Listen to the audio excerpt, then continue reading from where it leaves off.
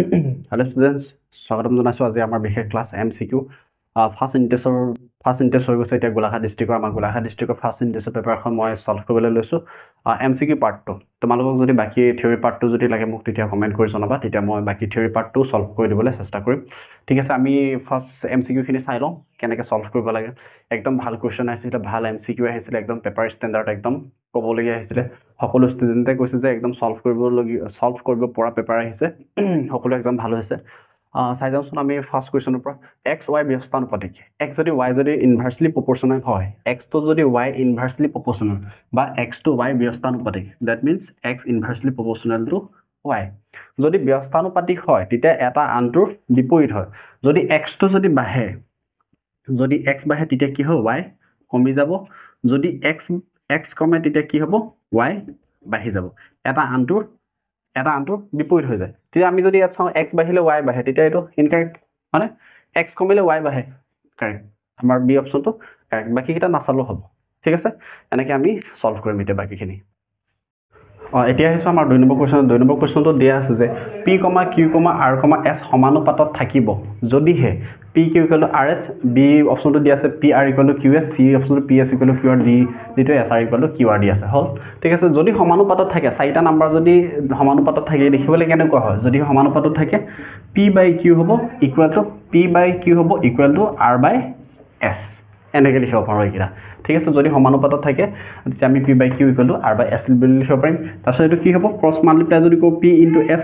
ps হৈ গল = q * r যদি কো qr এটা কোনটো অপচনত আছে ps = qr ক'ত আছে option c is correct answer ঠিক আছে এনেকৈ কৰিম 3 নম্বৰ কোৱেশ্চনটো এনেকৈ দিয়া আছে যে তলৰ কোনটো সংখ্যা যুগ্ম সংখ্যাৰ বৰ্গ এটা যুগ্ম সংখ্যাৰ বৰ্গটো উলিয়াব লাগে 169 টো কাৰ বৰ্গ 13 ৰ স্কয়াৰ হয় 225 টো কাৰ হয় 15 ৰ স্কয়াৰ হয় 256 টো কাৰ 16 ৰ স্কয়াৰ হয় আৰু 121 কাৰ হয় 11 স্কয়াৰ হয় তেতিয়া যুগ্ম সংখ্যা কোনটো যুগ্ম সংখ্যা 16 অপচন কোনটো কাৰেক্ট 256 কাৰেক্ট আনসাৰ আমাৰ 4 নম্বৰ কোৱেশ্চনটো এনেকৈ দিয়া আছিল ইয়াৰ মানটো ফাইন্ড কৰিব লাগে হলে ইয়াৰ মানটো আমি কেনেকৈ ফাইন্ড কৰিম 3√8 ইয়াক আমি কেনেকৈ লিখিব পাৰো 8^1/3 বুলি লিখিব পাৰো হলে এটোটো আমি সকলো জানো 3√7 এটো কেনেকৈ লিখিম 27/1/3 1/3 লিখিম হলে নেক্সট টু 3√4 কেনেকৈ লিখিম 64/1/3 হল আকৌ মই এইকিটা কেনেকৈ লিখিব পাৰো নেকি এটো কেনেকৈ 2^3 * 1/3 বুলি লিখিব পাৰো হলে 2³ মানে কিমান 2³ মানে 8 তাৰপিছত 27 3³ মানে 27 1/3 ঠিক আছে 64 টো কেনেকৈ লিখিম 4³ 1/3 এতিয়া মই এই গোটেই ভ্যালু কিটা ইয়াত পুট কৰি দিবি প্লাস মাইনাস কৰিবলৈ ইয়াত যদি পুট কৰি দিও তেতিয়া ইয়াৰ आंसर ওলাই গুছি আহিব কি হ'বগে এতিয়া কি হ'ব ইয়াৰ জায়গাত যদি পুট কৰি কি হ'বগে এটো 2 * 2^1/3 প্লাস চিন আছে প্লাস 3 তাৰপিছত নেক্সট ইয়াৰ ভ্যালু পুট কৰিম 3³ 1/3 মাইনাস আছে মাইনাস এটো ভ্যালু পুট কৰিম 4³ 1/3 এটা কিটা ক্যান্সেল আউট কৰিলে হৈ গল ক্যান্সেল আউট কেনেকৈ হ'ব এটা এটা ফৰ্মুলা কৰিছে আমি ক্লাস 8 তে পাই আছো যে a to the power m into whole to the power n যদি হয় কি হ'ব তেতিয়া লিখিলে a to the power m into n দুইটা মাল্টিপ্লাই হৈ থাকে তেতিয়া 3 3 লগত ক্যান্সেল কৰিলে ইয়াত থাকিলে 2 প্লাস 3 3 লগত ক্যান্সেল কৰিলে ইয়াত 3 থাকিলে মাইনাস 3 3 লগত ক্যান্সেল কৰিলে ইয়াত থাকিলে 4 2 plus 3 5 minus 4 equal to 1 option 2 to correct হ'ব আমাৰ option A is correct answer হ'ব 3125 ৰ মৌলিক উৎপাদকীকৰণ 5 ৰ ঘাত কিমান ঠিক আছে আমি ইয়াৰ মৌলিক উৎপাদকীকৰণ কৰিব লাগিব 3125 ইয়াৰ যদি মৌলিক উৎপাদকীকৰণ কৰো তেতিয়া ইয়াক আমি ছুটিহৰণে ভাঙিব লাগিব ছুটিহৰণে ভাঙি 2125 ক যদি ভাঙো মই 5 এ দিব লাগিব 5 6 5 6 29 1 আহিলে 5 2 10 2 আহিলে 5 5 25 5 আকৌ যদি 125 5 যদি কওঁ 5 25 5 5 গুণ 25 1 2 3 4 5 5 to the power 5 5 to the power কিমান পালো 5 পালো এটা হচ্ছে মৌলিক উৎপাদকীকৰণ 5 ৰ ঘাত কিমান এ 5 ৰ ঘাত কিমান পাইছো 5 পাইছো নাই অপচন কোনটো correct this is the correct answer okay 2,6,6 সংখ্যাকেইটা সমানুপাতত আছে এটা সমানুপাতত আছে না আমি চেক কৰিব লাগিব সংখ্যাকেইটা কি কি আছে 2,6,6 এই সংখ্যাকেইটা সমানুপাতত আছে 2,6,6,8 তেতিয়া এইকেইটা সমানুপাতত আছে না আমি কেনেকৈ চেক কৰিম 2/6 = 6/8 হয়নে কি পামগে এটো 1 টাইমস এটো 3 টাইমস 1/3 পালো এটো 6 ক যদি যায় 2 3 গুণ 6 2 4 গুণ 8 3/4 সমানুপাতত আছে নে দুইটা মিলিছে নে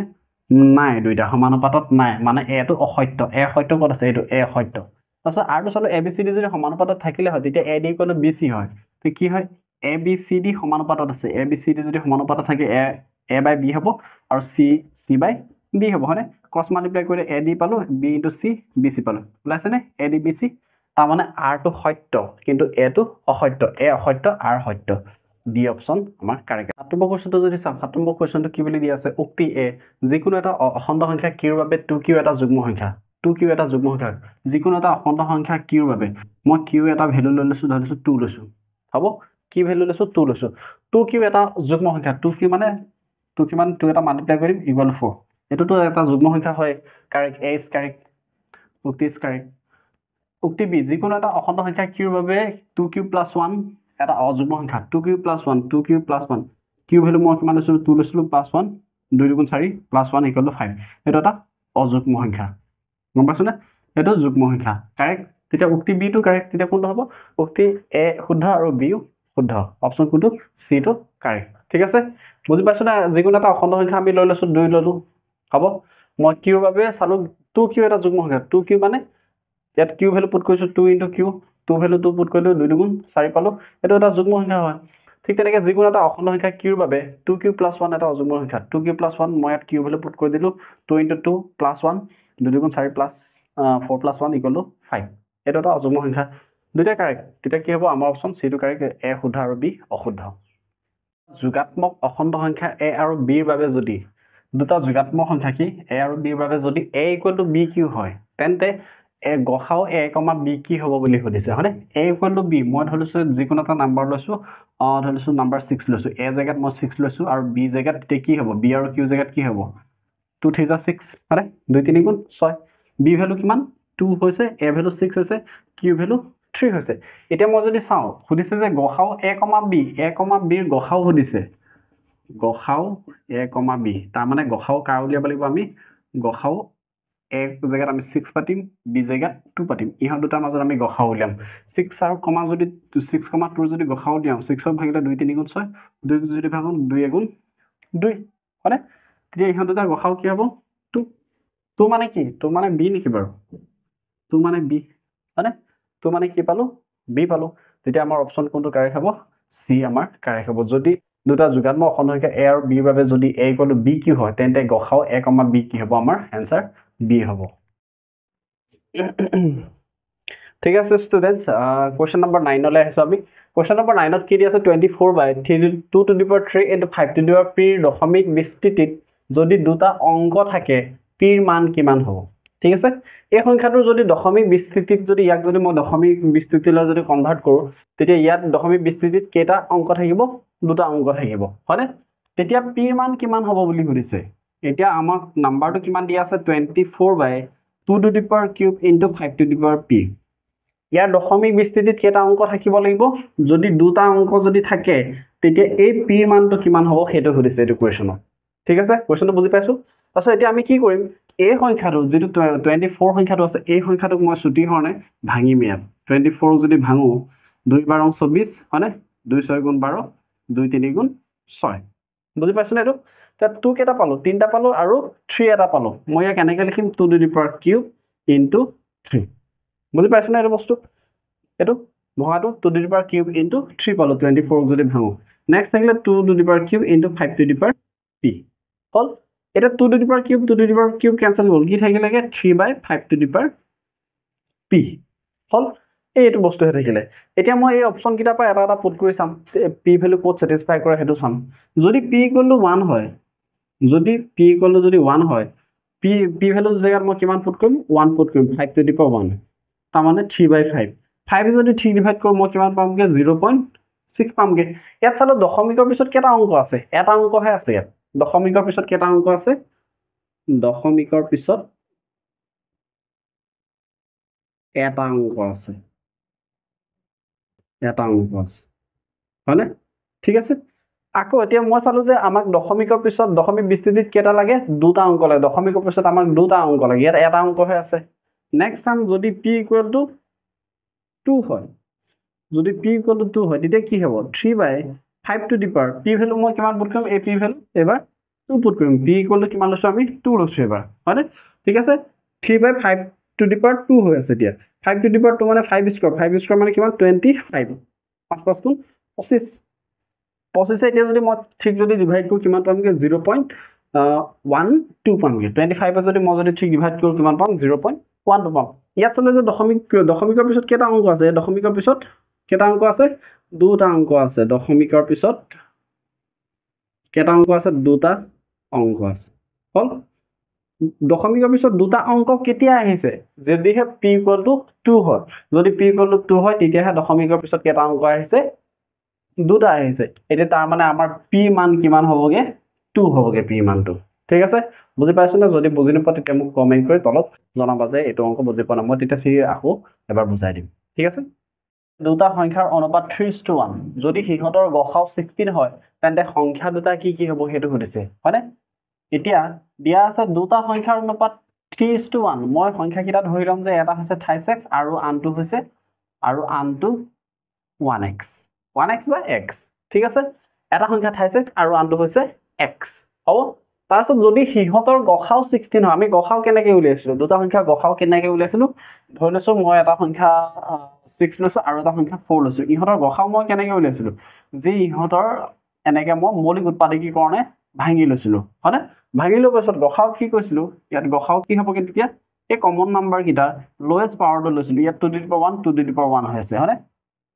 ইয়াত ইনটু 2 হৈছে বা এটো এনেকৈ লিখিব পাৰো 2 স্কয়াৰ বুলি লিখিব পাৱাৰটো তাকে এনেকৈ লিখিব পাৰো মানে 4 মই এনেকৈ লিখিব পাৰো হেতু কথা কৈছো যে 2 স্কয়াৰ বুলি লিখিব পাৰো হয়নে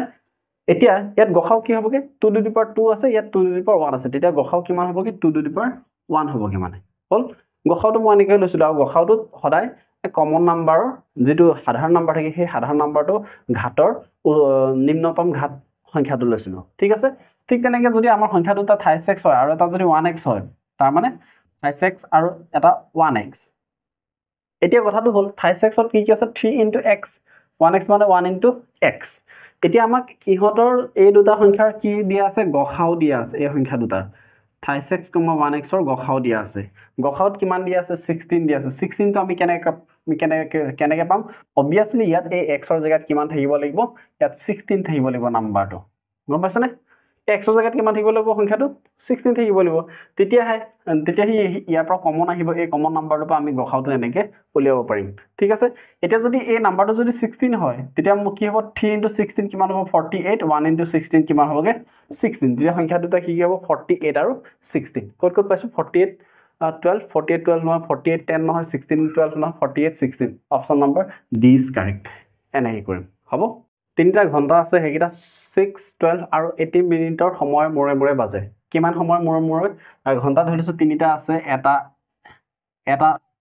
6 মিনিটৰ মূৰত আৰু এটা ধৰিছো 12 মিনিট আৰু এটা ধৰিছো 18 মিনিটৰ মূৰে বাজে যদি তিনিটা ঘন্টা একেলগে 6 am মানে ৰাতিপুৱা যদি 6টা বজাত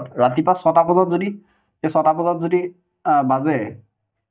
তিনিটা ঘন্টা যদি 6টা বজাত একেলগে বাজে তেন্তে কেতিয়া বেল কেটা আকৌ একেলগে বাজিব মানে ঠিক আছে এই বেল কিটা আকৌ এই তিনটা বেলে আকৌ একেলগে কেটা বজাত বাজিব বুলি সুধিছে তেতিয়া আমি এই কোৱেশ্চনটো সলভ কৰিবলৈ হলে প্ৰথমতে আমি কি কৰিম এই নাম্বাৰ কিটা আমি তাৰ কি উলিয়াম লসাগু উলিয়াম 6 12 আৰু 18 ৰ লসাগু উলিয়াম 6 যদি মই ভাঙো মৌলিক উৎপাদকীকৰণত কেনেকৈ হ'ব 2 3 গুণ 6 12 যদি ভাঙো 2 স্কয়াৰ into 3 হ'ব 2 স্কয়াৰ মানে 4 4 into 3 12 হ'ব 18 যদি ভাঙো